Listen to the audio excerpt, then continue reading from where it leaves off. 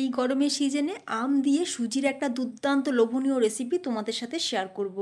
আর এই রেসিপি দেখার পর তোমরা বাড়িতে যতবারই বানাবে আমি শিওর তোমরা কিন্তু ঠিক এইভাবেই বানানোর চেষ্টা করবে।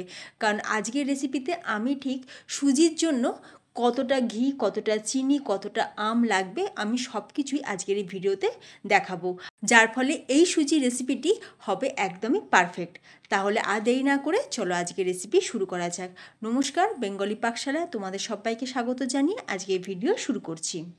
দেখো, সবার প্রথমে গ্যাসের ওপর কড়াই বসিয়ে তাতে 1 টেবিল চামচ ঘি দিয়ে দিলাম।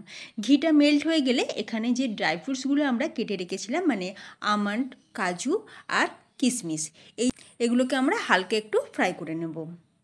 গ্যাসের ফ্লেমকে লোতে রাখতে হবে। লো ফ্লেমে ড্রাই ফ্রুটসগুলোকে ভেজে নিয়েছি, এবার তুলে রেখে দিলাম। তোমরা চাইলে ড্রাই ফ্রুটস না ভেজেও ব্যবহার করতে পারো, তবে একটু ভেজে নিলে ড্রাই ফ্রুটসের মধ্যে ক্রাঞ্চি ব্যাপারটা আসে আর খেতেও ভালো লাগে। আচ্ছা, আবারও আমি কড়াইতে দিয়ে দিচ্ছি 2 টেবিল চামচ ঘি। ঘিটা মেল্ট হয়ে গেছে, এবার আমরা দিয়ে দেবো 1 কাপ সুজি। আজ আমরা 1 কাপ সুজি দিয়ে বানাচ্ছি, আর এই কাপের মাপেরই আমি বাকি সব উপকরণগুলো দেব। তাই তোমরা বাড়িতে যে কোনো কাপ বা বাটি কিছু একটা সেট করে নেবে।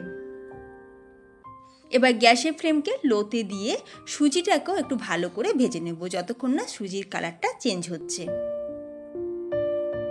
আর এই যে দেখো, সুজি ভাজতে ভাজতে সুজির কালারটাও কিন্তু বেশ চেঞ্জ হয়ে গেছে আর খুব সুন্দর একটা গন্ধ বেরিয়েছে, আর সুজির কালারটাও কিন্তু খুব সুন্দর এসেছে।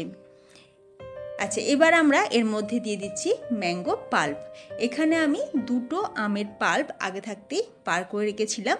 তো এখানে দেখো, আমি এখানে ল্যাংড়া আম দিয়ে বানাচ্ছি, সেই জন্য আমের কালারটা দেখো ঠিক এই রকম, মানে একটু ফ্যাকাশে, মানে ল্যাংড়া আমের যেমন কালার হয় সেই রকম। তোমরা যদি হিমসাগর আম দিয়ে বানাও বা গাছ পাকা যে কোনো আম দিয়ে বানাও, তাহলে দেখবে কালারটাও কিন্তু খুব সুন্দর আসবে। তবে চেষ্টা করবে হিমসাগর আম দিয়েই বানানো, তাহলে কালারটা খুব সুন্দর আসবে। এবার আমের পাল্পটা দেওয়ার পর খুব ভালো করে সুজির সাথে মিশিয়ে নিয়েছি। গ্যাসের ফ্লেম কিন্তু অবশ্যই লোতে রাখতে হবে, হাই ফ্লেমে দিয়ে কখনোই করবে না, তাহলে কড়াইয়ের নিচে লেগে যাবে। আচ্ছা, এবার আমরা দিয়ে দিচ্ছি একদম 1 চিমটে একটু নুন। যে কোনো মিষ্টি জিনিসে যদি একটু নুন দেওয়া যায় তাহলে দেখবে টেস্টের ব্যালেন্সটা খুব ভালো হয়। আচ্ছা, এবার আমরা দিয়ে দিচ্ছি 3/4 কাপ চিনি। তো 1 কাপের থেকে একটু কম চিনি আমি দিলাম, যেহেতু আমরা আম দিয়েছি আর আমের মধ্যেও একটা মিষ্টি ব্যাপার রয়েছে, সেই জন্য আমি 1 কাপের থেকে একটু কম চিনিটা নিয়েছি। তবে তোমরা যদি একটু বেশি মিষ্টি পছন্দ করো, সেক্ষেত্রে পুরো 1 কাপ পরিমাণে চিনিটা দিতে পারো। এবার চিনি দেখো, খুব বেশিক্ষণ গলতেও সময় লাগবে না, যেহেতু আমাদের সুজিটা গরম, কড়াইটাও গরম, তাই চিনি গলতে খুব বেশি টাইমও লাগবে না। খুব ভালো করে মিক্স করে নিয়েছি, আর চিনি গলতে কিন্তু শুরুও হয়ে গেছে। আর দেখো, চিনিটা কিন্তু আমাদের গলে গেছে একদম। কি সুন্দর দেখো দেখতে লাগছে, একদম পুরো দানা দানা। এবার এরপর আমরা দিয়ে দেবো দুধ। এখানে আমি প্রথমে 1 কাপ পরিমাণে দুধটা দিলাম। এখানে আমি দুধটা একটু উষ্ণ গরম করে নিয়েছি। ঠান্ডা দুধ কখনোই দেবে না। একটু গরম দুধ দিলে যেমন কুকিং প্রসেসটাও তাড়াতাড়ি হবে, তেমনি সুজির এই হালুয়াটা কিন্তু দারুণ তৈরি হবে, মানে একদম পুরো দানা দানা সুজির হালুয়াটা তৈরি হবে। তো 1 কাপ দুধ দিয়ে খুব ভালো করে একবার মিক্স করে নিয়েছি।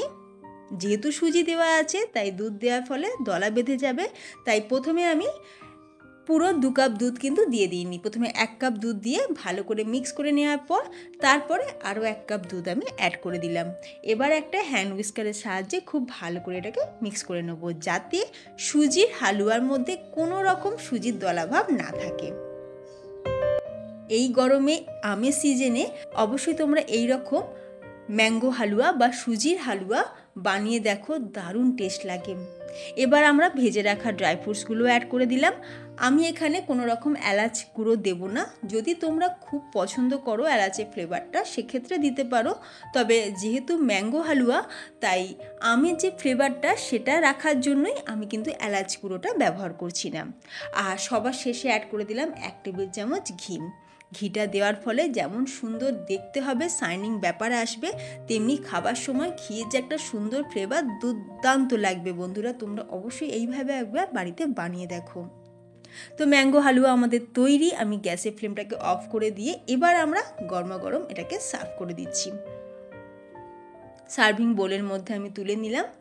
আর এই যে তোমরা দেখতেই পাচ্ছ কত সুন্দর কালার এসেছে, প্রত্যেকটা সুজির দানা একদম একটা একটা দারুণ টেস্টি। অবশ্যই তোমরা বাড়িতে একবার ট্রাই করো, আর বাড়িতে বানালে আমাকে কমেন্টে জানাবে তোমাদের কেমন লাগলো। আজকে রেসিপি আশা করব তোমাদের সকলের ভালো লাগবে। এই আমের সিজনে অবশ্যই তোমরা এইভাবে একবার বানিয়ে দেখো, পরিবারের সকলের খুব পছন্দ হবে। যদি তোমাদের ভিডিওটা ভালো লাগে ভিডিওতে লাইক দিও, যদি খুব ভালো লাগে তাহলে শেয়ার করে দিও তোমাদের ফ্রেন্ডস এবং ফ্যামিলির মধ্যে। তার সাথে বেঙ্গলি পাকশালা সাবস্ক্রাইব করে পাশে থাকা বেল আইকন অবশ্যই প্রেস করে রাখবে, তাতে আমি যখনই ভিডিও আপলোড করব তার নোটিফিকেশান সবার প্রথমে তোমাদের কাছেই পৌঁছে যাবে। তো ফ্রেন্ডস, ভিডিওটা আমি এখানেই শেষ করলাম। তোমরা সকলে ভালো থেকো, দেখা হবে নতুন কোনো রেসিপির সাথে। ধন্যবাদ।